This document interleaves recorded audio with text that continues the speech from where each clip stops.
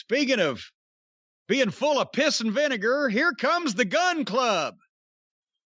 Colton and Billy Gunn. Now, what's the other son's name?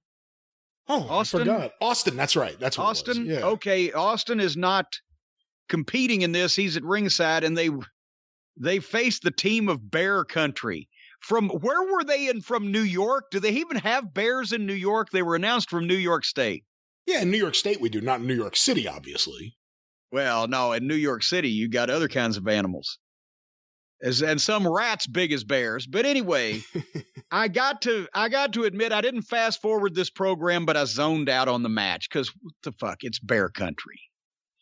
This was, obviously, they have a plan to do something with Billy and his son, Z, depending on whether the other one's ready to wrestle or whatever the case. But this was just to get them out there and get a win and then get some interaction going on with Sting and Darby Allin. So, obviously the Gunns won the match and a nice win. That was the proper result. And then Sting comes out the entranceway and he's kind of in the aisleway. And Austin, the other Gunn son, the other son of a gun, says, "I'll get him, Dad." And he goes after him. And as he's running up towards Sting, Darby Allin, like the guy in the Barclays Center that took Seth Rollins down, only faster, he came out of nowhere, and it wasn't a dive.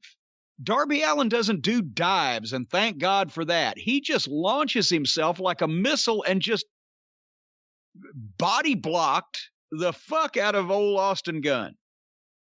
And now Darby and Sting go to the ring and the other two Gunns bail out.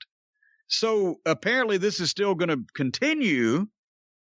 And I'm not minding it. And Billy is so professional. He had that match with Darby Allin that we loved on the other show that we just talked about Rampage. A few days ago. Rampage.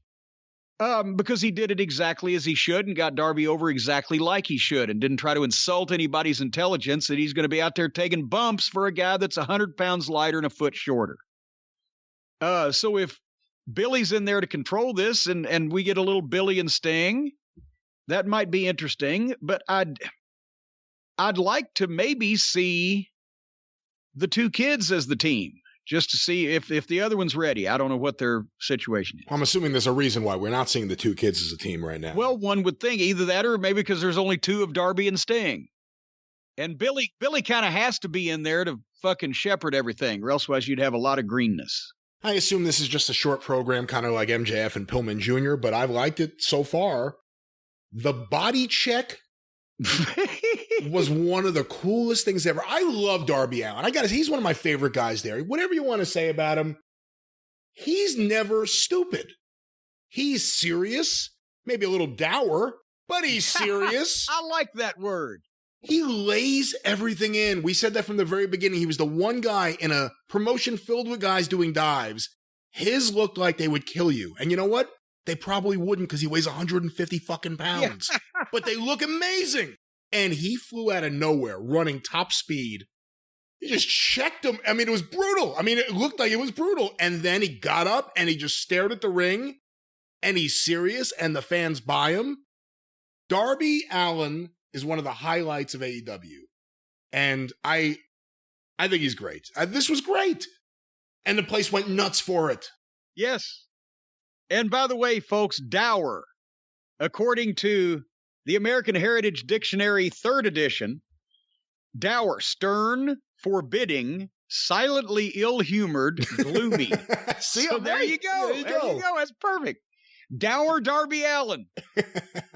The man of the dour.